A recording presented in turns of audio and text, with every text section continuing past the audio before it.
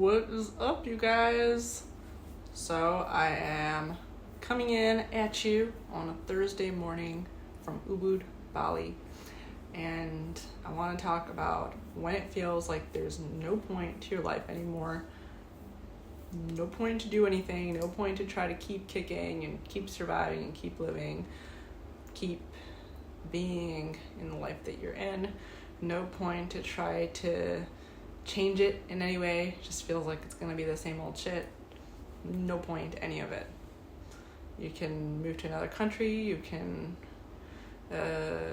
change your job, you can change your relationship, you can get a makeover, but it's not gonna change anything. It's not gonna change the fact that you don't like your existence. You don't like it. You're just kind of moving forward every day because you have to, not because you want to. You're just kind of waking up, eating, going to work, going home, rinse and repeat, Groundhog Day. You're not fulfilling your life purpose, but maybe you don't feel like you have a life purpose. There's no point to any of it. There's nothing to really motivate you at this point because it's all just meaningless. And I can very much relate to this feeling because I've had it for a very, very, very, very long time. I had it for as long as I can remember. And you can try to take medications to try to help with it. A lot of people swear by, long-term SSRIs and other mood stabilizing medications, drugs. You can try to do that. But then you can still struggle even after you have spent a year or years, whatever, on medications, raising the dosage, upping the dosage when it doesn't work or when it starts to wear off, when you need more. And the whole inside of yourself being so deep that no matter how much you pour into it, it's just bottomless. It's almost like, it just gets worse. The more you try to fix it, the worse it gets. The more meds you pour into it, it's just, yeah. And so I very much relate to this because this is been kind of a driver of a lot of what I've done with my life. I talked a lot on this channel about moving offshore to downsize, optimize my life, my lifestyle. I wanted a better life, all of that. But part of moving offshore and the plan that I had years ago before doing this, before meeting Andrew, before doing all this stuff, part of the reason why I wanted to move offshore was because I just was tired of living a life that was I just was tired. I was really tired. I was tired of the only thing that was kind of moving me forward in life and making me want to get up in the mornings was survival. Being in survival mode. That was the only thing that was kind of propelling me to do anything, because if I didn't get up in the morning and hustle my butt off, I couldn't eat. And if I didn't eat, then I would starve. And if I starved, then I would get stuck in wherever I was, and then whoever was there would have to deal with it, and it would become a hassle or a problem. So it was just always this feeling of I gotta get up, I gotta get moving, move to the next place, to do the next thing, just to survive, because it's, I don't want to be a hassle on anybody. So part of it was, I wanted to be in a place where if I could find meaning in my life, in a place where life wasn't moving so fast, then it would mean that life really had a meaning. And if I couldn't find meaning, then I would feel that I had the freedom to end my life in a way that didn't bother anybody, that I didn't have to, a big thing was I didn't want to be really connected with my family. Because I'm very, very, very, like, I like my personal space and all that stuff, but at the same time, I care about my family, and it really hurt me, the idea that, the plans that I had for myself, for my life, or not life, for that to hurt my family. So, it wasn't, it wasn't just an emotional thing. It was something that I really thought about for a long time. And it was strategic on my part. I really wanted to be in a place where I had the freedom to do this thing that I really had been wanting to do for a long time, to experience pure bliss, pure eternal bliss, and not in a place where it was so taboo and it was so crazy, and it was like, I didn't want everybody to be going crazy. I didn't want anyone to know, and I just wanted it to be everything that I hoped and dreamed of, basically. And once moving offshore, of course, I discovered, I kind of went back and forth between, like, should I still do it sometimes? Sometimes I would go back and forth between, should I still do it? Sometimes I wouldn't. But overall, I discovered moving offshore that, oh, wow, like, there's the kind of lifestyle that you can have all the time in the world, and you can grow purposes, because when you are in survival mode and you get out of survival mode, you don't all of a sudden find a life purpose. In fact, you become really depressed, and you're like, oh my God, like, what is my purpose now? But the thing that I've discovered over the years of moving offshore and radically changing my lifestyle was that, and in addition to that, I'm not doing this alone, so it really helps have a partner that's doing this with me, and he was in kind of a similar place to me in a lot of ways when we met.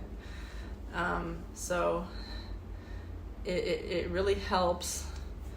So you don't like suddenly grow a life purpose, after you get out of survival mode. You have this, like, you just have periods of despair, and it happens a lot where you get these, like, humps. But you start to grow life purpose in this new environment, like in the new reality of, like, life doesn't have to move so quickly. You start to grow a new life purpose, which is, it becomes less about like, my life purpose is making X amount of money so that I can survive for X more days and weeks and months and years. Like, you know what I mean? It becomes less about that, and the life purpose becomes more about, my life purpose is, I want to build something. Art, creative passion. I want to become this kind of person. So it becomes more like bigger, I guess you can say, when you have more time to grow a bigger life purpose. But even then, you do get periods of time where you're like, ugh, I'm just so tired of building, growing, focusing on stuff. Like, I'm just so tired. And it still, you never lose that feeling of, like, I mean, I haven't ever lost that feeling. I shouldn't say you never. I should say, as someone who has struggled with between depression and survival mode, fight or flight and depression, for, like, literally my whole life, like, as long as I can remember, I haven't ever shaken it off completely, but it's changed a lot, very much. So it gets to the point, at least from where I'm standing, I can tell you, it gets to the point where you realize life doesn't have a purpose. What is the purpose of life? There is no purpose. What is the purpose of death? There is no purpose. There is actually no purpose to anything. You kind of move through life and sort of create the purposes as you move through life, and you don't see that you're doing that because you're in you, and you're in your paradigm, and you're in your place, and it takes a really huge life change and dramatic and years of whatever upheaval to change you as a person, and to realize that, oh, like my life purpose now is so different than my life purpose was years ago. My purpose is different. And so really you're creating your life purposes. As you go along, you're creating your life purpose. You're saying my life purpose is to be this, to do this.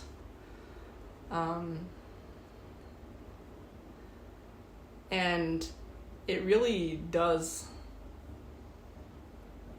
not make a huge difference from your death purpose. And when you get to that point, you realize, like, why are you still living? Like, what's the point of living? What's the point of dying? You know what I mean? What's the point of any of it? There is no point. And you just get to the point where you're just, okay, well, I guess I'm just going to experience it and see what happens. It becomes almost like entertainment. Your life becomes that entertainment to you. Like watching a movie. Even the painful things become like entertainment. Like yesterday I went to the dentist. And I don't know if it's always going to be like this for me. I'm sure I will change a lot. And I'm pregnant. So being pregnant for me has an incredible amount of hormonal ups and downs. So whatever feelings I had before being pregnant is like amplified now. Like the feeling of like, what's the point? Amplified.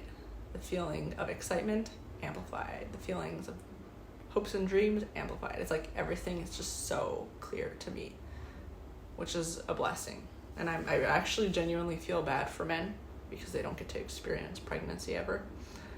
And because they don't get to experience periods and hormones and all that women experience, I feel bad for people that don't get to experience that, because hormonal changes as a woman, it really bring like the same thing that a man has to like travel the world and climb mountains and lose all his family members and all these things, like all the same thing that like a man has to like radically lose everything and change his lifestyle to achieve emotionally, a woman can just achieve through her period, because her hormonal changes. And to a bigger extent, pregnancy is like, whoa, it's like just radical emotional transformation, if you can say it that way. And you can actually see it in people that become mothers. You can see how much they change emotionally. They become, and it's not just because they raised children, like it is their bodies, literally their DNA is changed. They become so different through pregnancy. Pregnancy is crazy. So what am I even saying? So you get to this point as you're feeling all these things and going through all these changes and constant, and you know, I'm totally unmedicated, haven't had a sip of alcohol this entire year. In the entire 2024, I have not had a single sip of alcohol. I was still taking like THC gummies in the beginning of the year, but since I would say March of 2024, nada. No, nothing. Not even ibuprofen, really. And so yesterday I went to the dentist, and in the past, I would go to the dentist like all scared, like, my God, pain, you know. But yesterday I went to the dentist with like a little bit of fear, but it also just felt like, okay, it's just like another thing. It's just like another entertainment. The pain was almost exciting for me, like to feel the pain of them working on my teeth, because it would like give me, it was like entertainment. It would give me like a surge of excitement. And that was really interesting. Like, I'm just not used to feeling that way. I am used to being terrified of going to the dentist. In fact, in Dallas, when I would go to the dentist, it was so painful, and also part of it was that I was always having tooth infections. It was just so painful for them to work on me that, and my face would blow up. I don't know if you guys remember, like, I was still vlogging around that time.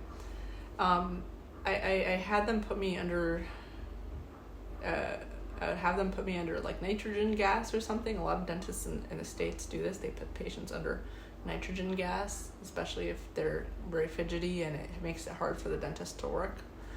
So now it's like they don't even have to use any kind of anesthesia. Like, it's been a while going to the dentist. They don't even have to use anesthesia of any kind. No pill, no nothing. Like,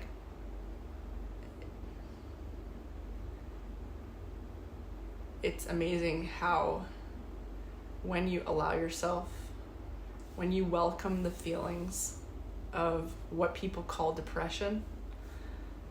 I don't even like the word depression anymore, because when I say the word depression, it sounds like a malady. It sounds like a sickness that you have to fight it. You have to fight this feeling of what's the point? What's the point is a really, really good question, and a very valuable feeling. What's the point of life? People are so scared of it because it could lead to death. But honestly, a person ending their life takes a lot of hassle and vision. Like, I have friends who've tried it and it wasn't successful. And usually what happens if you're not successful is that you just have so much more garbage to deal with. If you are successful, then your whole family and community and everybody is going to go all up in arms. You won't have to worry about it, but at the same time, it's like you don't enjoy the experience because and I know because I've like literally visualized this a million times because I've wanted to do it so badly. It's just like you can't enjoy the experience because all you can think about is like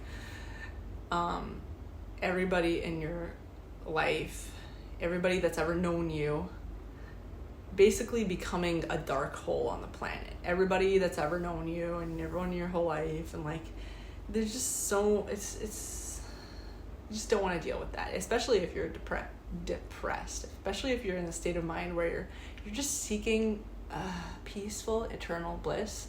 The last thing you want, or at least in my case, like the last thing I ever wanted to deal with emotionally was the fallout of everybody that I ever knew walking around like a fucking victim because like someone they knew killed themselves. Like because I have felt that, like, oh my god, like this person like jumped out a window or do this thing, you know what I mean? It really, it really does affect people, even people that are not close to that person. And I just never wanted that to be that icky thing. Like, if the last thing I ever did was gonna be pure bliss, I didn't want it to represent just a black hole in the world. So I don't know if that makes sense. Even if I wasn't going to emotionally deal with the fallout in the moment, I was going to deal emotionally with the fallout all leading up to it, and someone's going to have to emotionally deal with the fallout. And it's going to be probably your family members, your peers, people, or your landlord, people that have in any way ever had to interact with you. It's a hassle. And if you're depressed and you're tired and you're kind of thinking like, what's the point? I should have said depressed in quotes. Then you don't want to deal with that. So really, depression is not what causes people to do that. Depression, to me, when you're depressed, you just and I don't like the word depressed. When you're at a place in your life where you're like, well, what's the point of all this? You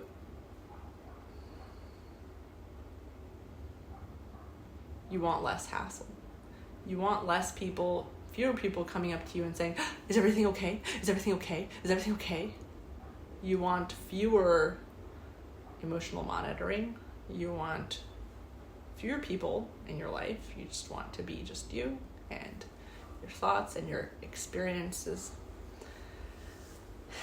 And also, when you take away the whole like malady of it, and when you stop fighting with it, you find that you, over time, when you stop fighting with the word depression, the feeling of what's the point in life, when you learn how to embrace it, you do experience eternal bliss.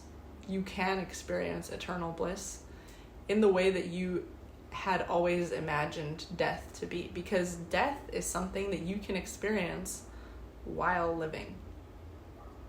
You can experience eternal bliss while living, even if you're still having to like do the things to survive. Even if you're having to still get up and go to work, or go and eat and poop and do like move around, you know what I mean? You could get to the point of living in eternal and pure eternal bliss, where even the painful things, the painful experiences are like become like entertainment to you. It's just something to get to experience, a feeling to experience. And I can't even say that I'm fully at that place, because like yesterday I was still scared to go to the dentist, and I was still feeling fears around a lot of things, you know. I still today I'm feeling, what about the future? What about the baby? What about this? What about, because I have a baby. Like, my God, like, we're not ready to have a baby. What? I'm supposed to be a mom? Like, I was literally just thinking, like, what on earth? How's this baby gonna be like normal if it has me as a mom? How's this baby gonna be taken care of, So I was thinking all these things, and I still am thinking all these things. Fears, fight or flight, occasional, not really for my fight or flight anymore, but it's occasional just panic. And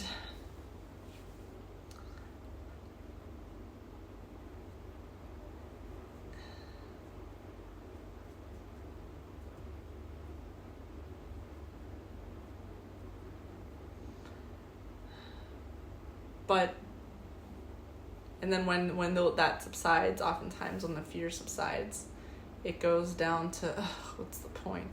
What's the point of living a life where it's always about fear and panic and whatever, Where I'm always just trying to fight the next battle. But over time, when you've fought enough battles, it all just starts to feel the same. Really, I think it does. And downsizing, optimizing, like, I think that's all still worth it. Like, it's still worth it to move to another country if that suits you, or just don't move, but just adjust your life, adjust your job, get on medications if that suits you, whatever it is that suits you, to just keep making it better for yourself. Move to the neighborhood that you want to live in. Get in a relationship, get out of a relationship, But just don't measure the value of what you're doing based on other people and what, like, society calls a malady or, like, some kind of illness. Because it makes you dysfunctional in the way that you were before. Well, maybe you should not be functional in the way that you were before. Maybe you are supposed to be a different way now.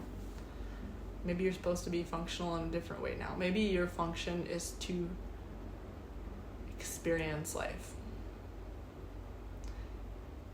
I know a lot of people, if you were to give them a ticket right now and say, this is your your ticket, your hall pass, to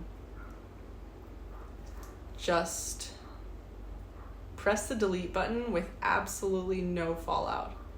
Nobody will ever know you existed. Nobody will feel hurt. You get to experience pure eternal bliss. Just be happy and clear just for all of eternity. And and there doesn't have to be any fallout. Nobody has to know. Essentially a dead nervous system, which is also a blissful nervous system, because you can have a nervous system that's alive that resembles a dead nervous system because there aren't as many signals passing through it. So like an almost dead nervous system that's still alive, that's still an alive body. If someone gave you that ticket, like a lot of people would take it. I know a lot of people would take it, and zero fallout. You get to live as if like you accomplished everything you wanted to accomplish, you lived everything you wanted to live. The only thing that you don't have to do anymore is experience the pain that you're experiencing now. Experience the pain that you've been experiencing for so many years, that you can't imagine at this point continuing your life without the pain, because you're just so used to it. So you just can't imagine a life without pain, and you're so tired and drained at this point that even you just don't even feel like feeling dental pain, even something random. You don't even want to eat just any pain. You're just not down for it anymore, because it's just been so much over the years. It's just been so intense, and you don't feel like it's worth it to be kicking just to live another day, just to live another week, just to do another thing for your survival. I think a lot of people would take that ticket. A lot of people. And they wouldn't think twice. I think a lot of people are held hostage by the expectations of them, and even how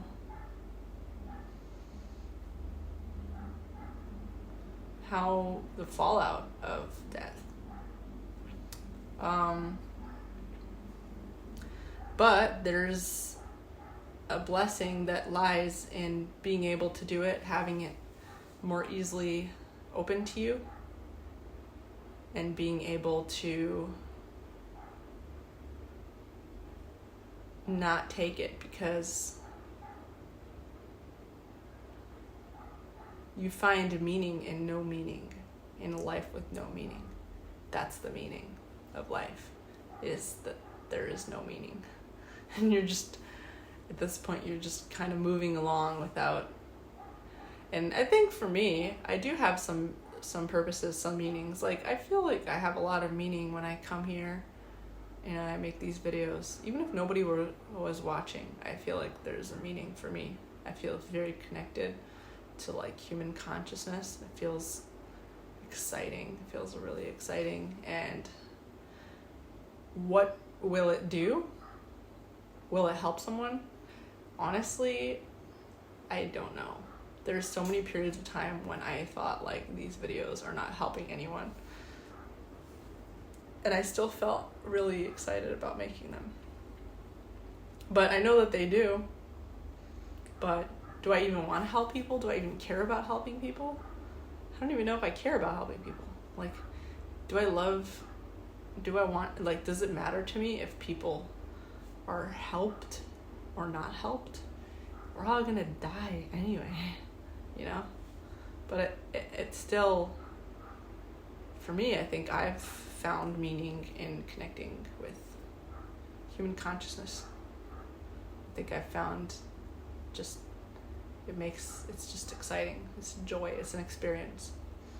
And I think for everybody it's different. And it's just random things. And then there's other things that give me meaning, like going swimming. I love swimming. And when I go in the pool, it's just like everything else fades away, because there's me and there's the water, and the water feeling my neck and my whole body, and it's just so refreshing. It's like drinking an ice cold, deliciously ice cold glass of water on a very hot day. That's what the swimming pool is like, especially because it's very hot here. So it'll be very hot, and I'll jump in the pool, and it'll be just like so delicious.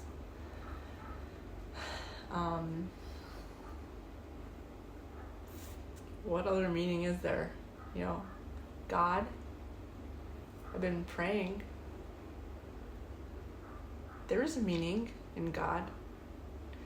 For some people, God doesn't have any meaning, but for a lot of people, there's a meaning in God. And ultimately, you have to find it. You have to decide, I find meaning in God, and praying, or source, or whatever people find meaning, however way people find meaning in their praying to higher power, or to like their own consciousness, or whatever it is. Like, it's like a meditation basically in a lot of ways. You can find meaning in like really stupid things. When I say stupid, I mean stupid for me, but not stupid for you. It's just experiences at the end of the day. We're like animals, and we're experiencing things. That's what we find meaning in. There literally is no meaning. There is no meaning to life outside of like what your brain is finding meaning in the moment. And sometimes the meaning to life is not having any meaning. And it's called your brain wants to rest and not care. The human body is amazing. And all the things that we thought of as sicknesses, trauma responses, whatever, like a lot of these things are just things that your brain does to adapt, to protect you.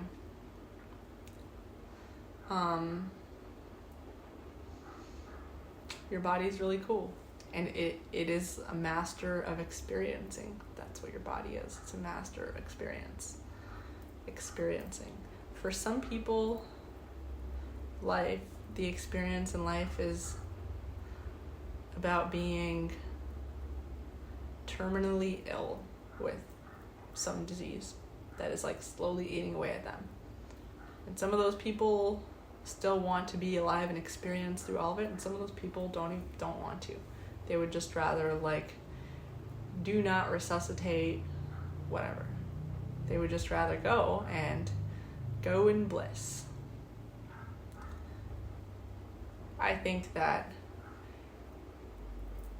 it's really not comparable, the life that you live, the life that people live after they learn to find meaning in not living, with the life people live when they're scared of not living. When you're living because you're scared of not living, it's just not as fun. You don't really get to experience full range of things, and everything is just marred by panic.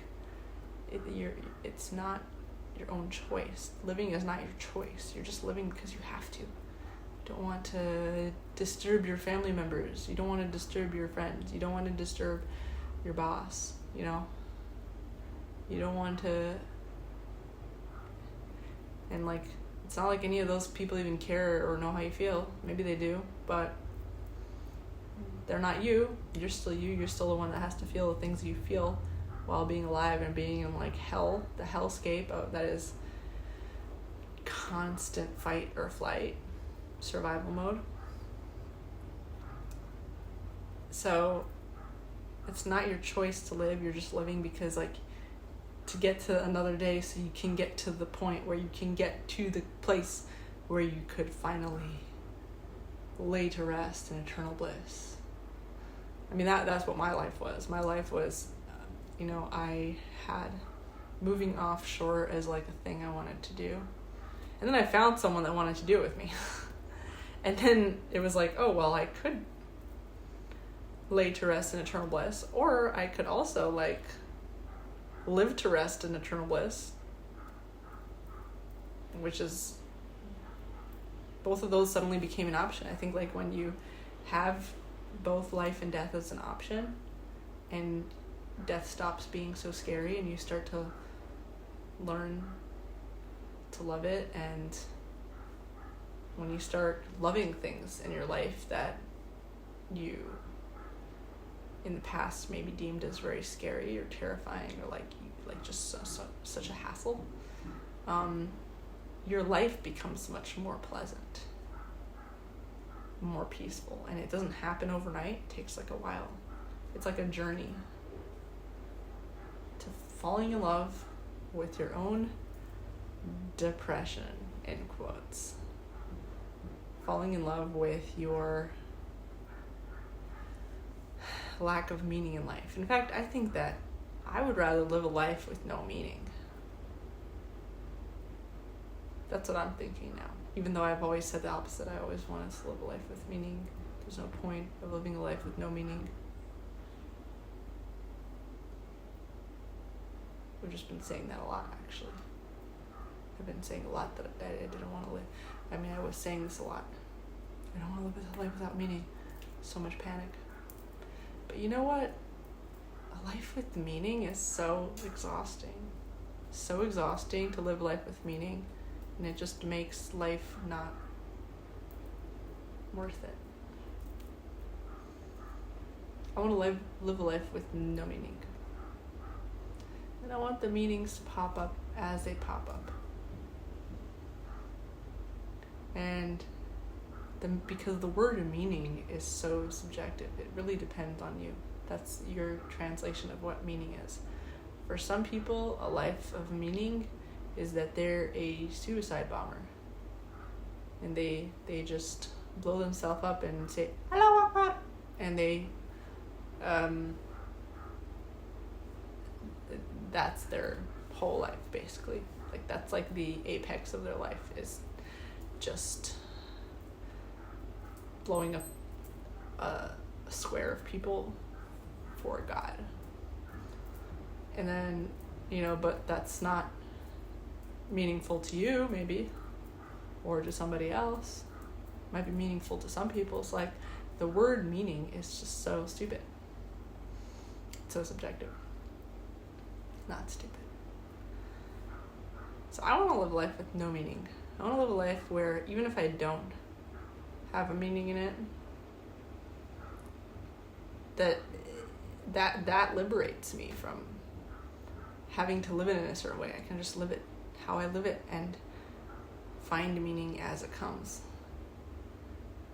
It's an experience. And I think that's just so much more fun.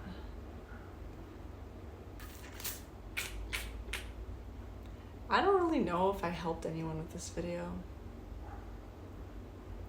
I don't know if this video helped anybody. Is that a problem? Well, I guess my purpose was never to help anybody, so I guess I actually do have one thing I want to tell you guys. I wrote a book called House Hackers Anonymous. It is how to become financially free when you are in survival mode. When you're some people are in such a deep survival mode that they're dumpster diving, they're literally homeless. They're that's where the book starts. It starts with dumpster diving. That's step 1, is dumpster diving. So it's my 12-step guide. It's my 12-step book. It's an audiobook. It's in print, hardcover, and paperback, Amazon.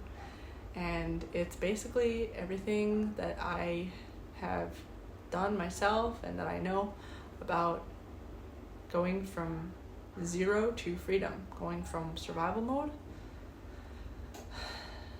to being financially free. And I mean, survival mode is really a feeling in your body, so you never get out of survival mode even if you are financially independent. But while you're financially independent, then you're able to actually sit back and examine life and calm your nervous system. Build a business, the one that you want out of your passion, not because you have to. So that's what House Hackers Anonymous is about. It's all about how to get yourself out of the rat race, get yourself out of the matrix, get yourself out of survival mode, get yourself out of this existence where every day is just to get to the next day. Your whole purpose in life is just to live another day because you have no choice. And at the end of House Hackers Anonymous, that's when you get to experience full depression, because then you don't have that hanging over your head anymore. Survival. And then you have to find meaning in other things. Your body is just like, oh my God, like we don't have any reason to live anymore because we're not in survival mode anymore. We're financially independent. So that's what House Hackers Anonymous is. If you want to achieve the ultimate eternal bliss of depression, forever depression, read my book, House Hackers Anonymous, and you'll find that even if it doesn't pertain to your exact situations, because it's a very detailed step-by-step, like 12 steps. Every step tells you exactly what to do to get to the next step. And it's mostly geared towards Americans, but it can also help other people in other countries. So, yeah, it's very detailed. You'll find that even if it doesn't apply exactly to your lifestyle, you'll find that it'll give you a lot of different ideas, because there's just so many options of like ways you can go. It's almost like a game. And actually I have an interactive version. I have a video version where I speak to the camera in a video, a course, and it's interactive where you have homework and things like that. And it's on my website, househackersanonymous.com/course. And yeah, you'll find it in the description of this video. Okay, see you guys.